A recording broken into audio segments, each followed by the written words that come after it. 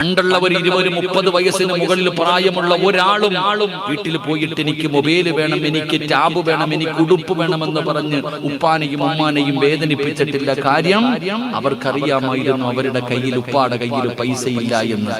നിങ്ങൾ അങ്ങനല്ല. നിങ്ങൾ പട്ടിണി കിടന്നാലും നിങ്ങളുടെ മക്കൾക്ക് നിങ്ങൾ വാങ്ങിക്കൊടുക്കും. കടം പേടിച്ചിട്ടാണെങ്കിലും നിങ്ങൾ വാങ്ങിക്കൊടുക്കും. അവസാനം അവൻ ചോദിച്ചത് വാങ്ങിക്കൊടുക്കാതെ വരുമ്പോ റൂമിനകത്ത് കയറിയിട്ട് കഥകടച്ചട്ടവൻ ഫാനി കെട്ടി തൂങ്ങി ചാവും. അള്ളാഹു കാത്തിരക്ഷിക്കുമാറാകട്ടെ. എന്തുകൊണ്ടെന്നറിയോ?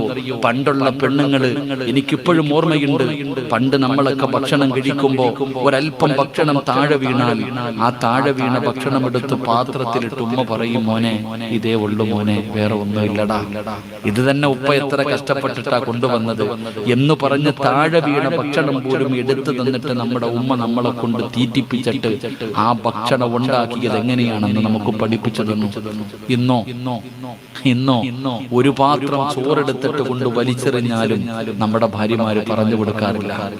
നമ്മൾ മനസ്സിലാക്കേണ്ടത് പറഞ്ഞു കൊടുക്കണം, സഹോദര, നിന്റെ ജോലി എന്താ, നിന്റെ ശമ്പളം എന്താ, നീ എങ്ങനെയാണ് ഈ പൈസ ഉണ്ടാക്കുന്നത് എന്ന് നിന്റെ മക്കൾക്ക് നീ പഠിപ്പിച്ചു കൊടുക്കും. മോനെ, രാവിലെ മുതൽ ഉച്ചവരെ വെയിൽ കൊണ്ട് ഈ ഉപ്പ കടന്ന് തന്റെ രക്തം വിയർപ്പാക്കി കിളച്ചാൽ എനിക്ക് കിട്ടുന്നത് 600 രൂപയാടാ.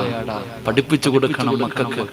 ഉപ്പാവൻ ഉപ്പാടെ അടുക്കൽ വന്നിട്ട് ചോദിക്കുമ്പോ ഉപ്പാടെ കയ്യിൽ പൈസ ഇല്ല, മക്കളെ പഠിപ്പിച്ചു കൊടുക്കണം.